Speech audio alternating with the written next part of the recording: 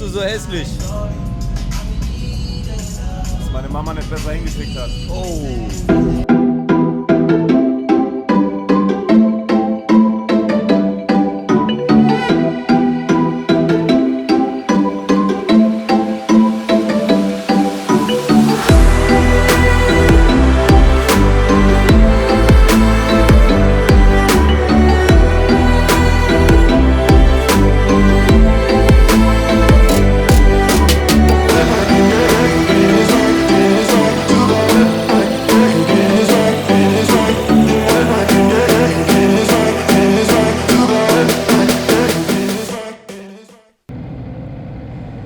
Und damit herzlich willkommen zu einem neuen Video. Wir sind hier beim Part 2 aus Most, heißt am zweiten Tag. Und hier seht ihr gerade die Startaufstellung für die Warm-Up-Runde vom Rennen. Heißt, wir hatten am Vormittag ein Qualifying und entsprechend unsere Startpositionen fürs Rennen rausgefahren. Und waren jetzt hier das erste Mal aufgereiht, um sich jeder seine Startposition merken zu können. Und sind jetzt live in der Warm-Up-Lab. Wie ihr seht, alle noch ganz human unterwegs. Sich jeder erstmal schön ein bisschen auf die Strecke nochmal einschießen. Den Körper darauf vorbereiten, dass gleich ein Rennen stattfinden wird. Ja, und wie man sehen kann, die Traktionskontrolle von meiner Aprilia mal wieder schön am Blinken, weil sie natürlich mal wieder ausgefallen ist. Das heißt, wenn wir gleich zurück auf Startziel einbiegen, uns dann für den Rennstart auf unsere Startposition einzufinden, seht ihr, wie ich nochmal die Zündung an- und ausmache, in der Hoffnung, dass die Traktionskontrolle sich entsprechend zurücksetzt, um dann zu funktionieren.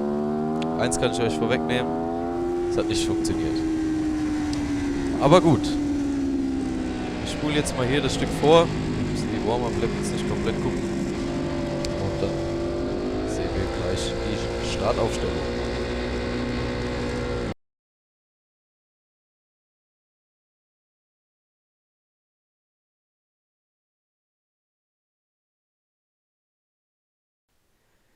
So, wie ihr sehen könnt, war ich relativ zielstrebig auf meinen Platz. Und wie ihr vorher am Anfang der Warm-Up-Runde gesehen habt, ist hinter mir der Kim normalerweise gestartet. Allerdings gab es jetzt hier die maximale Verwirrung. Nämlich der Kollege im Bildrand mit der weiß-türkisenen BMW hat absolut verpeilt, wo sein Platz ist. Und stand komplett falsch. Er stand weder in der Markierung drin, noch auf seinem richtigen Platz. Und der Kim, hinten dran, der gern auf seinen Platz gefahren wäre, hat versucht, ihm klarzumachen, dass er völlig falsch ist. Der Kollege sieht es absolut nicht ein und rollt dann nur einen halben Meter nach vorne. Allerdings war dann schon der Start, das heißt, alle standen falsch hinter mir und der Kim hat den Start durch die Aktion auch noch verschlafen. Ich war im falschen Gang, alles schief gelaufen, was nur schief laufen konnte. Nichtsdestotrotz war mein Start relativ gut. Ich habe hier zwar ein paar Plätze verloren, aber lieber kein Risiko eingehen und vor allem in der ersten Schikane sich nicht direkt am Start schon abschießen gegenseitig. So, der Plan war klar. Erstmal reinkommen und versuchen, seine Linie und seinen eigenen Stiefel zu fahren und wenn möglich wieder nach vorne zu arbeiten. Ich habe hier relativ schnell gemerkt, dass ich viel fixer fahren kann als die Kollegen vor mir, Kurvengeschwindigkeit als auch beim Rausbeschleunigen. Bin es aber dann doch lieber erstmal ein bisschen ruhiger angegangen.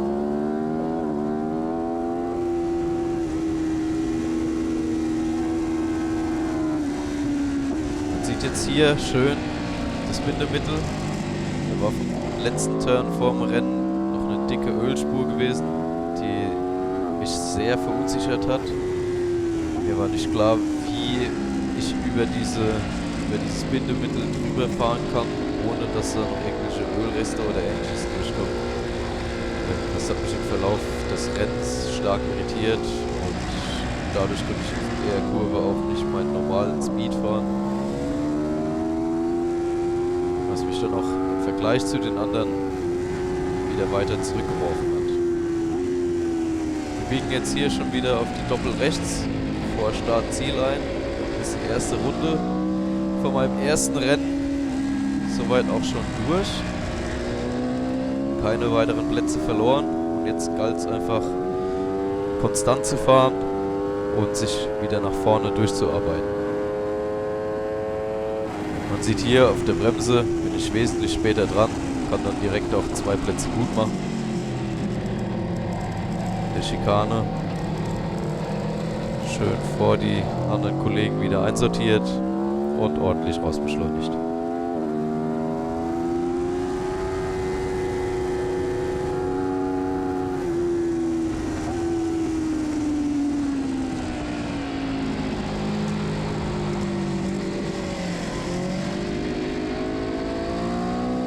Man kann jetzt hier sehen, dass die Lücke zum nächsten Vordermann ein bisschen größer ist.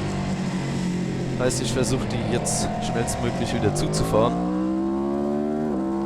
um noch weitere Plätze gut zu machen. Ich versuche euch die Platzierungen einzublenden, dass ihr immer mitverfolgen könnt, auf welchem Platz ich bin. Für die aufmerksamen Zuschauer unter euch, ihr seht, gerade ist die Traktionskontrolle wieder ausgefallen. Das Lämpchen blinkt und im Display steht unter dem T nur ein Minus, heißt, sie ist mal wieder weg. Aber was soll's, immer weiter geht's.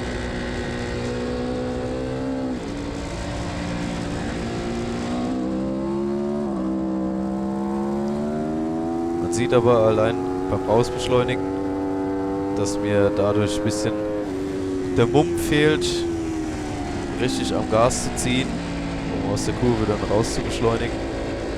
Es ist einfach ein unwohles Gefühl, was ich aufgrund von meinem Highsider letztes Jahr, wo auch die Traktionskontrolle ausgefallen war, immer noch habe. Dass ich, sobald das Lämpchen leuchtet, nicht mehr so entschlossen am Gas ziehe, wie wenn sie funktioniert.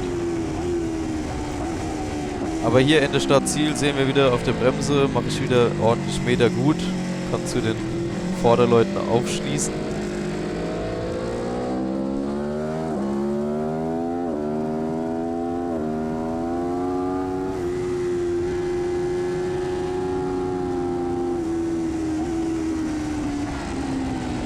Der Ansporn war jetzt definitiv da, wieder näher ranzufahren, noch weitere Plätze gut zu machen.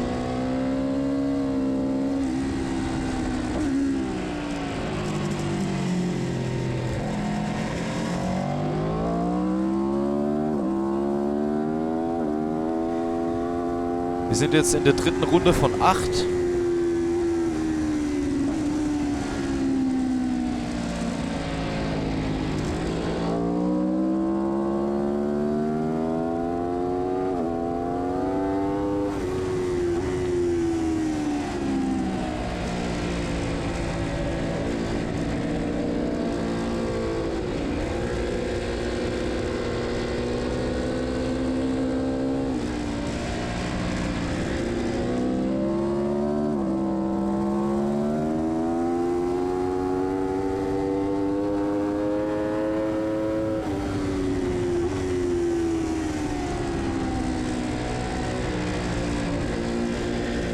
Wir sehen jetzt hier wieder die Doppel rechts vor Start Ziel, Ende der dritten Runde. Konnte ich die Lücke relativ gut zufahren und bin direkt dran an dem Kollegen vor mir. Er zieht im ersten Moment ordentlich gut weg auf Start Ziel. Aber ich weiß um meine Stärke auf der Bremse und kann an ihm relativ easy vorbeigehen, mich wieder einsortieren und in die Schikane einbiegen. Die nächsten 2 Fahrer sind auch schon ausgemacht vor mir. Da haben wir im rot-orangenen Lederkombi einen weiteren Aprilia RSV4 Fahrer. Davor mit einer weißen BMW S1000 Doppel-R. Die Fahrer, die ich als nächstes in Angriff nehmen möchte, zu überholen. Auch hier eine kleine Lücke wieder, die es erst zuzufahren gilt. Aber das sollte machbar sein. Die Aprilia vor mir ist neueres Baujahr. Von dem her hat sie ein bisschen mehr Leistung als meine, was man deutlich sieht, auch beim Rausbeschleunigen. Verliert er kaum Meter auf die BMW, die von Haus aus sehr stark ist. Kann gut dranbleiben. Da fällt es mir mit meiner älteren Maschine doch schon ein bisschen schwieriger.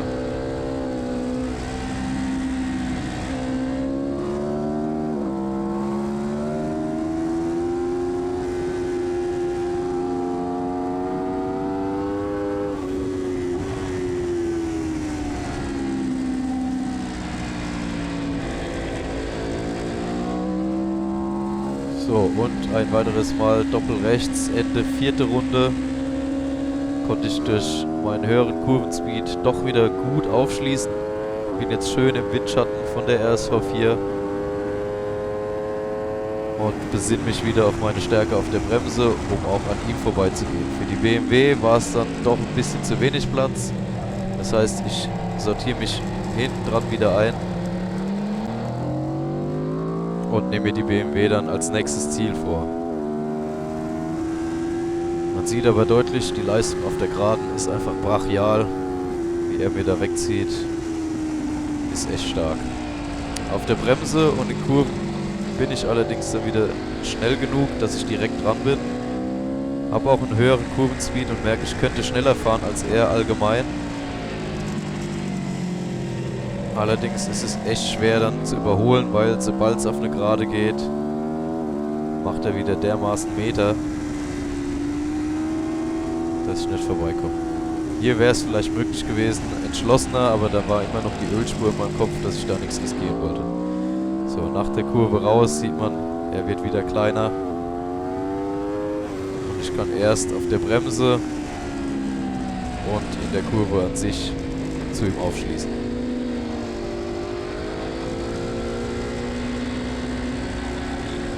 Auch hier sieht man es wieder schön, in der Kurve bin ich dran, lasse mich dann aber auch ein bisschen von seinem Fahrstil irritieren und gehe nicht so entschlossen ans Gas wie normalerweise in der Kurve und verliere dadurch wieder Meter. Hier auf der Bremse hat es noch nicht gereicht, wieder reinzustechen. Ich dachte mir, ich warte einfach wieder die Doppel rechts ab, um dann Ende Startziel, wenn ich nah genug dran bin, auf der Bremse an ihm vorbeizufahren. Er kommt super raus. Die Leistung macht den Rest, er zieht wieder ordentlich weg und an dem Punkt hier habe ich dann hinter mir die andere RSV 4 gehört, gedacht, was hat er vor, ich lenke lieber noch nicht ein und dann kam es zum Crash. Ich habe noch gehört, wie er immer näher kommt und anscheinend an uns beiden gleichzeitig vorbei wollte, habe deswegen dann weiter gebremst und nicht eingelenkt und gedacht, oh je. Das schafft er niemals, der Winkel ist viel zu spitz und er fährt ihm einfach ins Hinterrad rein. Ich vermute, er hat sich da selbst extrem überschätzt und gedacht, dass er uns beide auf der Bremse hier noch überholen kann, was dann halt leider nicht gereicht hat. Bemerkenswert auch, wie sich der BMW-Fahrer noch auf seiner Maschine halten konnte, einmal quer durchs Kiesbett gefahren ist und dann doch noch ohne Sturz aus der Sache rausgekommen ist.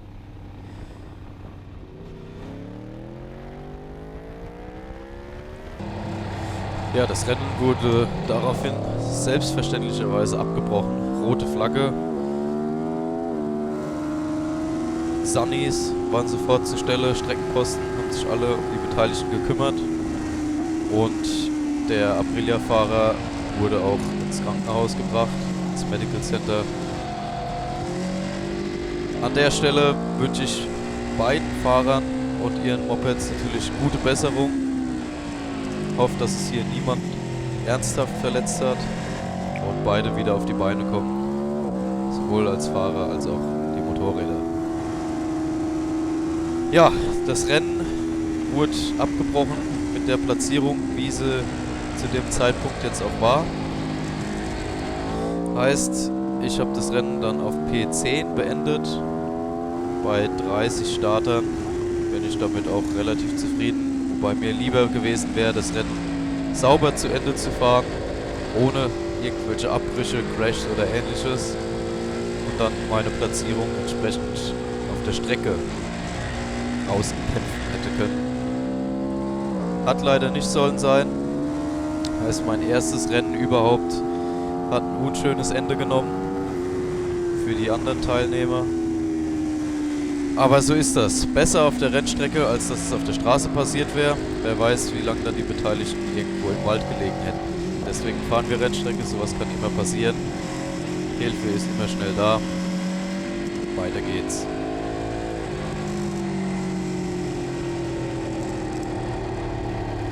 So viel zu unserem Event in Most mit CR Moto. Das war Part 2, mein erstes Rennen.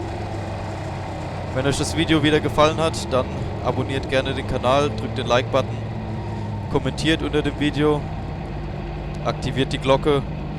Das sind alles Punkte, die uns weiterhelfen, um den Kanal ein bisschen größer zu machen, mehr Reichweite zu bekommen und weitere Hobby-Racer und Rennfahrer zu erreichen. Vielen Dank fürs Zusehen und bis zum nächsten Mal. Alles Gute. Ciao, ciao.